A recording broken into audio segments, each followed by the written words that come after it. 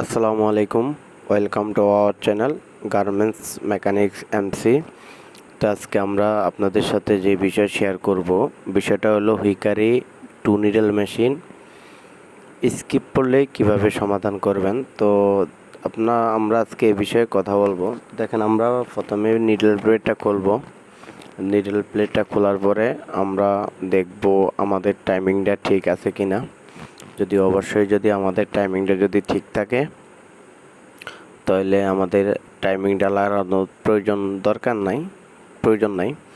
তো তারপরে আমরা দেখব আমাদের সুতাটা। এই যে দেখেন, আমাদের মেশিনটা আমরা যেহেতু অনেক দিন ধরে সার্ভিসিং করা হয় না, এই কারণে আমরা মেশিনটা খুললাম, সাইড কভারটা খুললাম। খোলার পরে জায়গায় আমরা সুন্দর মতো অয়েল দিয়ে দিলাম। এই যে দেখেন, আমাদের মেশিনের টাইমিংটা ঠিক আছে।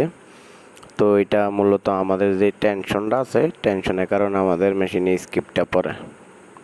তো আজকে যেহেতু আমাদের মেশিনের টাইমিং ঠিক আছে, তো আমরা ওই ক্ষেত্রে আমরা টাইমিং লারবো না। আমরা টেনশন থেকে আমাদের যে টেনশন অতিরিক্ত টাইট হলে কিংবা নিডল বাঁকা থাকলে, হয়তো বা টাইমিং ঠিক না থাকলে স্কিপ করে। তো দেখেন, এই যে আমাদের নিডল প্লেটটা যে আছে ওটা লাগাই নিলাম। লাগানোর পরে এখন আমরা এই যে টেনশনটা দেখছেন, আমাদের সুতাটা রিলিজ হয় একবারে লুজ। যেহেতু আমাদের টেনশনটা টাইট হওয়ার পরে আমাদের টেনশনটা যখন টাইট দিবেন, তখন আমাদের সুতাটা রিলিজ হবে একবারে টাইট। কিন্তু আমাদের টেনশন ফুল টাইট, কিন্তু আমাদের সুতাটা একবারে রিলিজ হয় একবারে লুজ।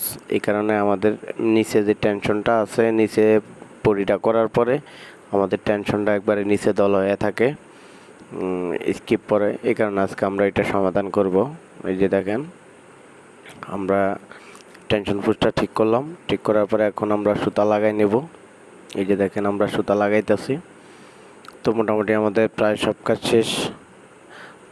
এই যে দেখেন, আমরা সুতাগুলো লাগাইছি এখন ঠিক মতো। তো আমরা এখন আমাদের মেশিনটা চালাই দেখবো যে আমাদের মেশিনের টেনশনটা ঠিক আছে কিনা, স্কিপ পরে কিনা, এটাই আর কি। তো আমাদের ভিডিওগুলো যদি ভালো লাগে, অবশ্যই আমাদের চ্যানেলটাকে সাবস্ক্রাইব করবেন, বেল বাটনটা অন করে দিবেন, লাইক কমেন্ট শেয়ার করে আমাদের জানাবেন যে আমাদের ভিডিওগুলো কেমন হয়। হয়তো আমরা ভিডিও করার সময় যদি কোনো ভুলভ্রান্তি থাকে, তাহলে ইনশাল্লাহ আমরা এগুলো শুধরানোর চেষ্টা করব। আর আমাদের ভিডিওগুলো স্কিপ করবেন না, ফুল ভিডিওগুলো দেখবেন।